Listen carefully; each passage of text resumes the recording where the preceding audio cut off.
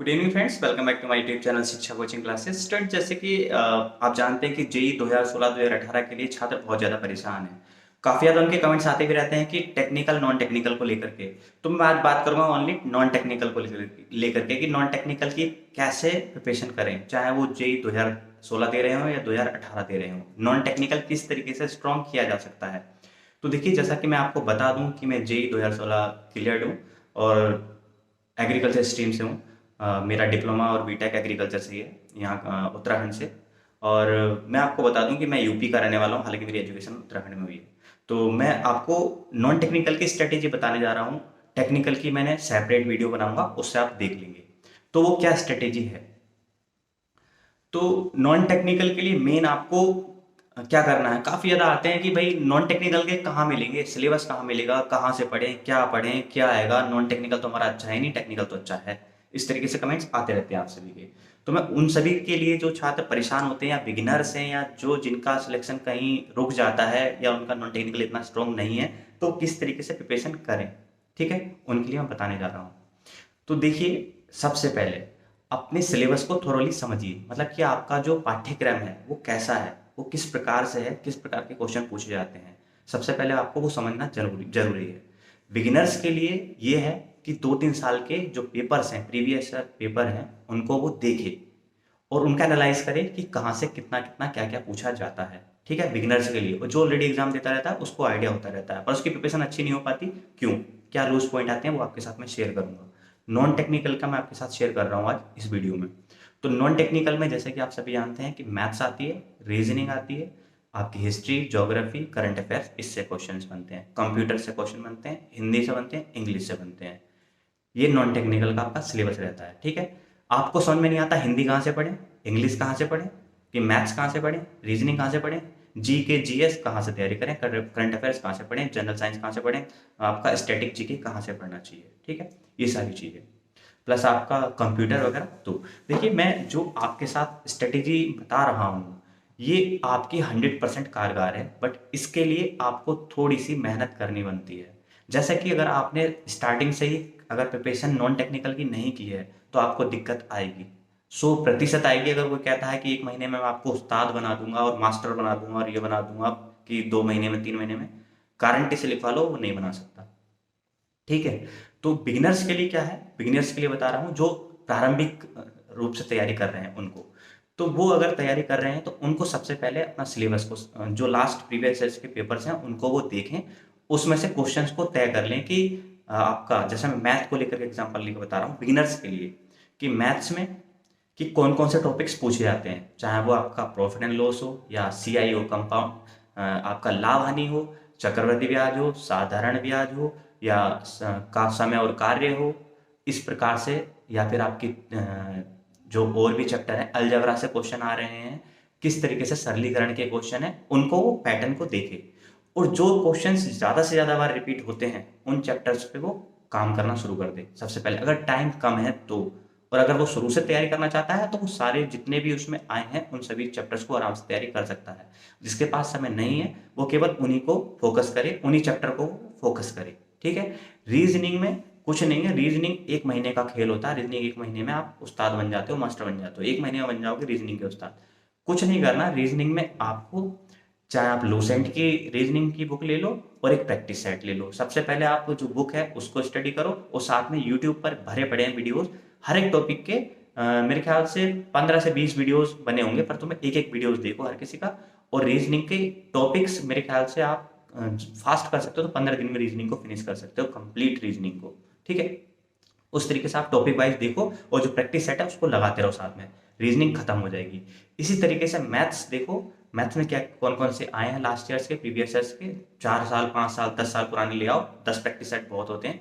उसका data collect करो, उसके अकॉर्डिंग अपने जो देख लो कि इससे क्वेश्चन ज़्यादा आते हैं, इसी से पूछे जाते हैं। जो बिगनर्स हैं और अभी टाइम नहीं है जिनके पास, और जिसको अच्छे से करनी है थोरोली, तो वो तो उसके लिए एक स्ट्रेटेजी अलग बनती है, जो कि वो शुरू से भाई पूरा 100% ही पड़ेगा, जो कि सिलेबस दिया होता है। हालांकि सिलेबस नहीं आया है नॉन टेक्निकल का, मैं फिर भी बता रहा हूँ जिस तरीके से पैटर्न आता है। ठीक है, अब इंग्लिश की बात आती है कि इंग्लिश में एरर आता है या इडियम फ्रेजेज आती हैं, एंटोनियम सिनोनियम्स आते हैं, ये सारी चीज़ें कहाँ से पढ़ें। तो देखिए इसके लिए मैं वन एंड ओनली एक ही बुक कहूँगा, आप एसपी बख्शी की ले लो, इंग्लिश की ग्रामर। एसपी बख्शी ग्रामर ले लो, काम खत्म हो जाएगा। उसमें एंटोनियम, सिनोनिम्स, इडियम, फ्रेजेस और आपका एरर सब कुछ कंप्लीट दे रखा है। वो अच्छी बुक है, ठीक है। उससे बाहर कहीं नहीं जाती है जेईई की इंग्लिश, ठीक है। अब अगला बताता हूँ, हिंदी। हिंदी की तैयारी कैसे की जाए? हिंदी थोड़ी सी डिफिकल्ट लेवल पे पूछी जाती है। जैसे कि मैंने पेपर दिया था, मुझे हिंदी, इंग्लिश ईजी लगी थी बट हिंदी बहुत डिफिकल्ट लगी थी। तो हिंदी के लिए जैसा कि मैंने पिछली बार जो पहली बार दिया था पेपर जेईई 2016 का, उसमें जो एरर थे वो इस टाइप से थे कि वो अगर आपने पढ़े हैं तभी कर पाओगे, तुक्का नहीं चलता है उसमें बिल्कुल भी। तो आप हिंदी की जो प्रिपरेशन है उसके लिए वीडियोस यूट्यूब पे भी इतने पड़े हैं, नहीं तो आपके पास लूसेंट की हिंदी की बुक आती है, उसे ले लो, आपका काम आराम से हो जाएगा। लूसेंट हिंदी से बाहर जाएगा ही नहीं कुछ भी। हालांकि वो बहुत बड़ी बुक है, पर आप टॉपिक वाइज देखो, सेम पैटर्न कि किस टाइप से क्वेश्चन पूछे गए हैं उसी टाइप से आप अपना करो। हालांकि लूसेंट सामान्य हिंदी पर्याप्त है, इससे बाहर नहीं जाएगा क्वेश्चन। अब बात कर लेते हैं कंप्यूटर। कंप्यूटर हुआ, जीके हुआ, और आपका जीएस हुआ, और करंट अफेयर्स तो आपको देखिए डेली ही न्यूज़पेपर रीड करने की जरूरत नहीं है। आप एक महीने वाली वो सीरीज डाउनलोड कर लें, यूट्यूब पे जाएं और कितने सारे चैनल हैं उसमें एक महीने का जीके देते हैं, जिसमें बड़े बड़े पॉइंट होते हैं। क्योंकि एग्रीकल्चर जेई में क्या है, नॉन टेक्निकल में केवल बड़े बड़े टॉपिक से पूछे जाते हैं, एकदम डीप नहीं पूछा जाता जीके, ठीक है। जीके हो या जीएस हो या करंट अफेयर्स हो, डीप नहीं पूछा जाता है, ऊपर ही पूछा जाता है और वन लाइनर बेस पे पूछा जाता है। तो आप वो एक महीने वाली पीडीएफ वगैरह डाउनलोड करें, उनको देख लें वीडियोस को, काम खत्म हो जाएगा करंट अफेयर्स का, और आप एक साल का करंट अफेयर्स सफिशिएंट है, यानी 12 वीडियो में पूरा करंट अफेयर्स कवर हो जाएगा, ठीक है। एक ये रहा। अब आपका हिस्ट्री, ज्योग्राफी, इकोनॉमी, पॉलिटी और हिस्ट्री, ये सारे इससे एक एक दो दो क्वेश्चन, तीन तीन क्वेश्चन पूछे जाते हैं। तो इन क्वेश्चनों को कहाँ से गए? तो सामान्य जो लूसेंट आती है, लूसेंट की ही जीके आती है, इसमें आपकी हिस्ट्री भी कवर हो जाएगी, ज्योग्राफी भी कवर हो जाएगी, पॉलिटी भी कवर हो जाएगी, और आपका जो कंप्यूटर है वो भी कवर हो जाएगा, और साइंस के क्वेश्चन आते हैं वो भी कवर हो जाएंगे। यानी कि लूसेंट की सफिशेंट है, यानी कि इससे बाहर नहीं जाने वाला। और टॉपिक्स का पैटर्न यही है कि इसमें ऐसा नहीं कि आपको डीप पढ़ना है, बेसिक चीज़ें पढ़ डालो, सारी चीज़ें पढ़ डालो। नॉन टेक्निकल का बिगिनर्स हो या जिसका नहीं हो पाया वो, उसके लिए, ठीक है। तो मैंने आपको ये बताया। रीजनिंग के लिए बुक बताई है, तीनों ही लूसेंट की हैं। इंग्लिश के लिए इंग्लिश के लिए एचपी बख्शी, हिंदी के लिए जीके जीएस के लिए, और रीजनिंग के लिए लूसेंट ले लो, इससे बाहर नहीं होगा, ये इससे पर्याप्त है, ठीक है।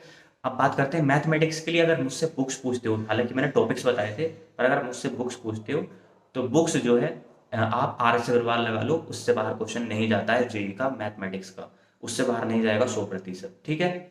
अब ये सारी चीज़ें आपकी हो गई। और हाँ, कंप्यूटर, कंप्यूटर भी जो आप जीके की बुक लोगे उसी में कंप्यूटर होगा, उसी से बाहर, उससे बाहर नहीं जाने वाला।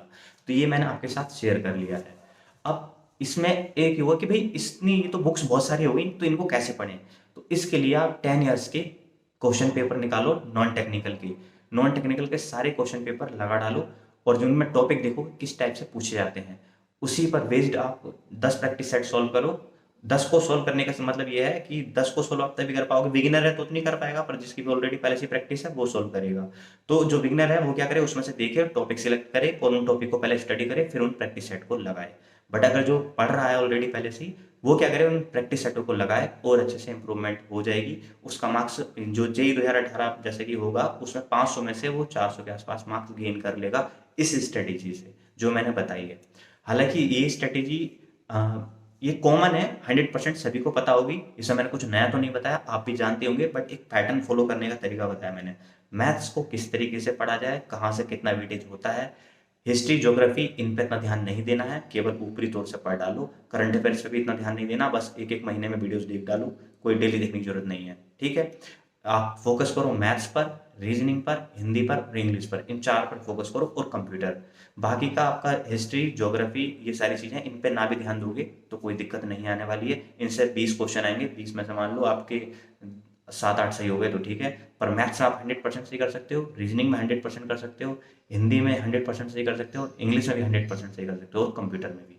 अगर हिस्ट्री ज्योग्राफी छोड़ दोगे करंट अफेयर, तो कोई इतना फर्क भी नहीं पड़ने वाला है, उसमें आप ऊपरी तौर पर मोटा मोटा पढ़ लेना। ये स्ट्रेटेजी है, अगर स्ट्रेटेजी से आप पढ़ते हैं तो नॉन टेक्निकल आपका 100% 500 में से 400 के आसपास आपका स्कोर होगा, ये मेरी गारंटी है।